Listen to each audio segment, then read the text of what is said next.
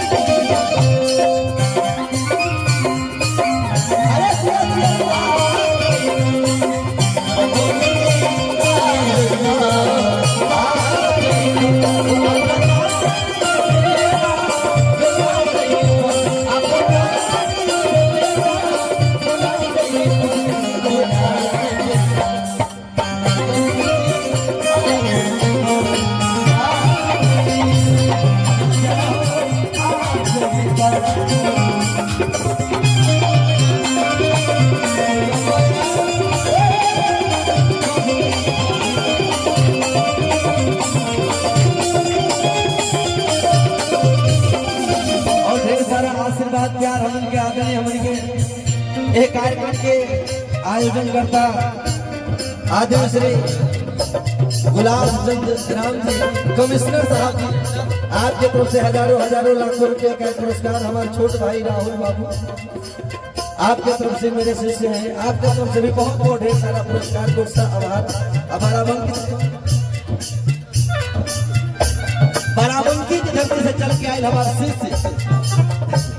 बाराबंकी की धरती से चल के आए हमारे शिष्य सूरज बाबू के तरफ से भी ढेर सारा पुरस्कार, भाई के ढेर सारा प्यार, ढेर सारा आशीर्वाद। बाबू अमित जी बाराबंकी से यहाँ के चल के आए बनी, तो ढेर सारा दिल से आभार, दिल से प्यार, वंदन भैया के प्रणाम कहे के बाद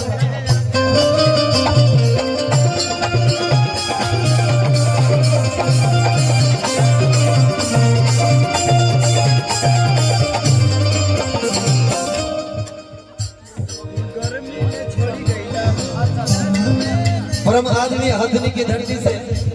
हमारी दीदी उपस्थित है, दीदी उपस्थित है, आपके तरफ से हजारों रुपए का ये पुरस्कार कोट से आभार, दिल से वंदन प्रणाम। और परम आदमी हम सबके डॉक्टर साहब, हम सबके गार्जियन आदमी श्री संजय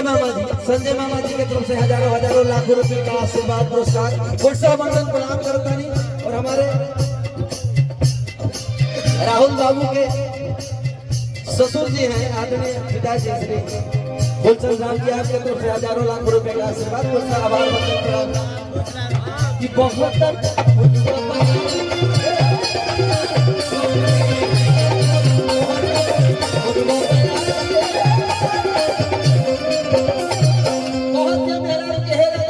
छोड़ के राजा जी गर्मी पड़त रहे,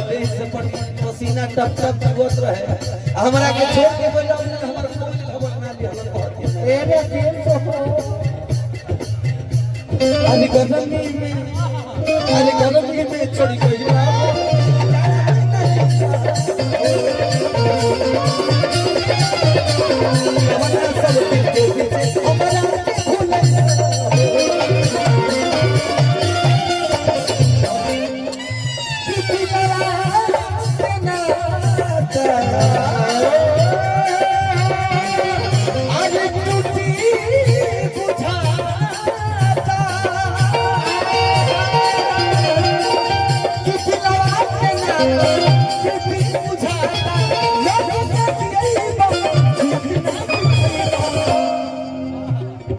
अभी बीत जाइए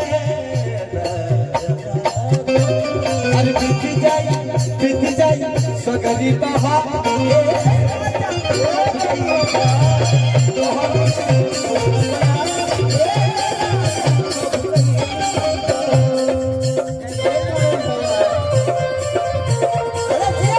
मेरा